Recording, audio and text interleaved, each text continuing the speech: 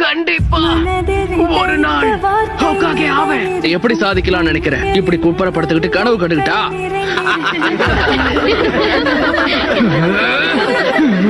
அது அந்த பையன் தானே கூட்டத்திலே தோத்து போன ஒரே ஆளு.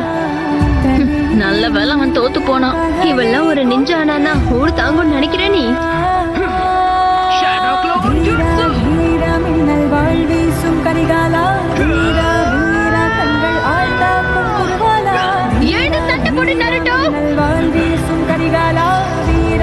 என்ன மன்னிச்சிடு, உன்னால கண்டிப்பா ஹோகாகே ஆக முடியாது. ஏன்னா இந்த இடத்துல என்ன அடிச்சுக்க ஆளே கிடையாது.